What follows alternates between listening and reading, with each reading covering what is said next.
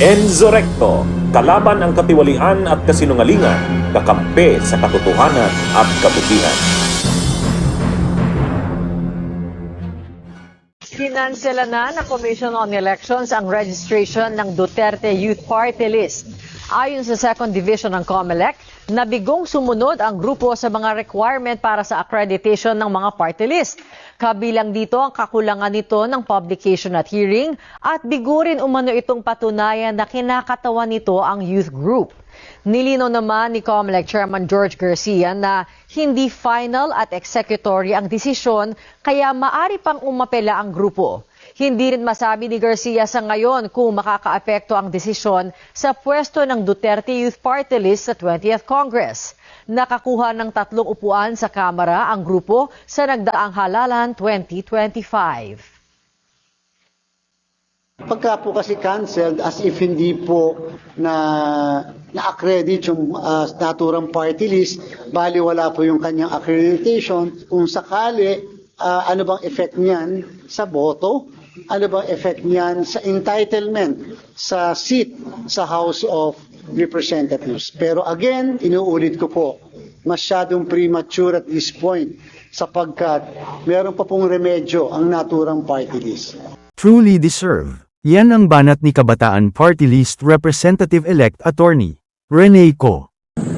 Truly deserve na na-cancel ng COMELEC Second Division yung registration ng Duterte Youth.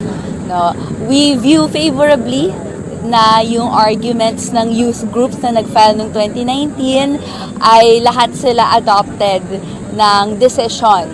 And we also view favorably na sa paggamit ng rationale sa pag-rule against yung registration ng Duterte Youth, nakita na walang space at hindi dapat nagkakaroon ng mga party lists na hindi naman galing sa marginalized or underrepresented sectors that purport to be, no?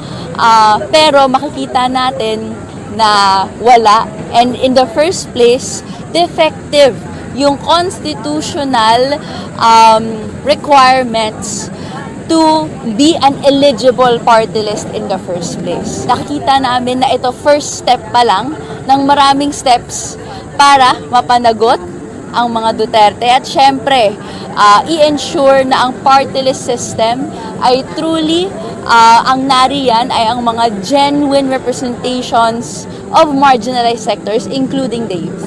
Sa bahagi natin, as it stands, no, malakas ang argument for cancellation of registration. Hindi biro. Yung hindi ka nakamit ng constitutional requirement of publication and you are the only party list to do so, no, na nagkaroon ng mga subsequent seats in subsequent elections.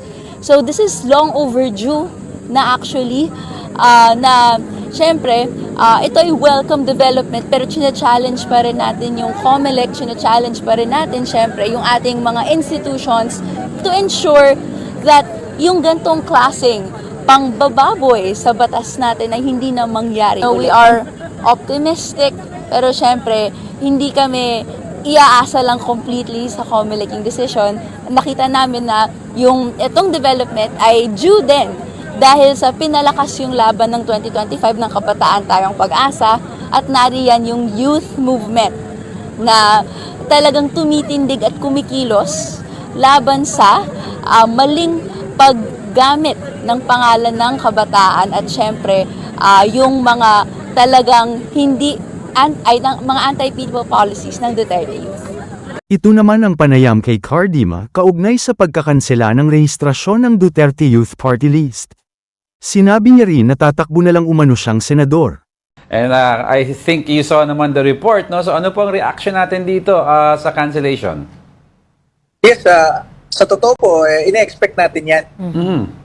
Kasi alam nyo, ang trabaho ng COMELEC ay mag-supervise sa election, magbilang ng boto, at pag sapat yung boto, iproklama ang panalo. So tayo po ay nanalo with 2.3 million votes noong May 12. At noong proclamation day, hindi tayo pinroklama ng COMELEC. Ang sinabi ng COMELEC, meron daw kasing tayong pending Disqualification. case sa kanila. Oo. Pero ang totoo doon, marami rin naman tayong kasamaang party list doon na nanalo, kahit merong isang senatorial candidate na nanalo, na merong mga pending case sa COMELEC, pero lahat naman sila pinroklama. Kaya doon pa lang, noong May 19 pa lang, alam natin na pinopolitika na tayo ng COMELEC. Tayo yung talaga, sinisingle out. So, pangalawa dyan, tumakbo tayo sa Korte Suprema dahil wala namang kaugnayan yung Certificate of Proclamation sa kahit anong kaso. Kahit merong kang pending case sa COMELEC, ayon sa rules ng COMELEC, the winner can be proclaimed and assume its seat, di ba? So, lalo na kung yung kaso natin, house show lang talaga noong 2019 pa. Kaya lang kahapon nga, nag-decide itong isang division nila. Inantay lang talaga nila na ma-formalize ng isang division nila yung mga pending cases natin. So, kahapon nagkaroon ng botong 2-1 at nakita natin yung 1, yung kay Presiding Commissioner Ray Bulay. Kung saan pinabulaanan niya yung mga sinabi rin ng dalawang junior commissioner at pati nung mga petitioner. Ang sinasabi kasi sa atin, meron daw tayong hindi na-publish nung hindi pa tayo party list. Yes, nung next day pa lang tayo. Yeah. Sinabi ni Presiding Commissioner Ray Bulay kahapon na ayon pala sa party list law, ang required under the law na mag-publish, hindi naman pala Duterte Youth Party List. COMELEC is the one required to the law. So, nagiging practice lang kasi sa COMELEC na dinedelegate nila minsan para makabawas sa gastos. Hindi na sila papublish sa dyaryo, yun na lang inutusan nila. Okay.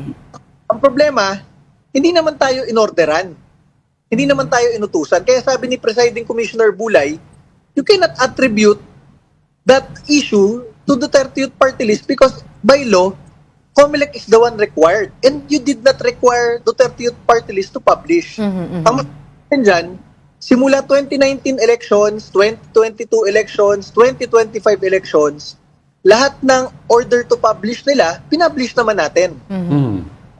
Kayang hulaan kung ano yung gusto nilang ipapublish na hindi naman sinabi sa atin, di ba? Alright. Kung matalino kayo, makikita nyo agad na pinupolitika tayo. Bakit? Meron tayong mga kasamang party list at senatorial candidates na nanalo. Meron silang mga pending cases sa COMELEC. Pero lahat sila ay naproklama.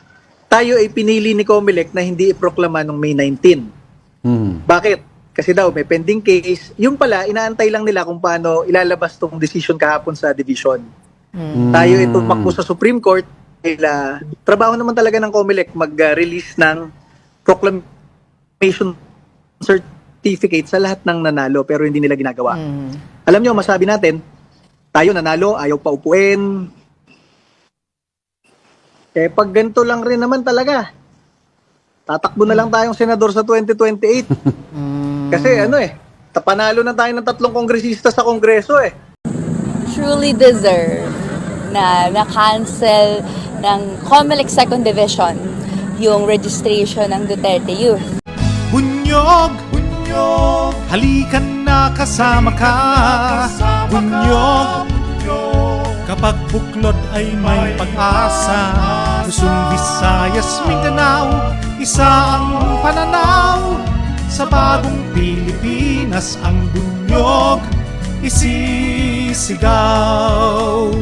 Bunyog, bunyog.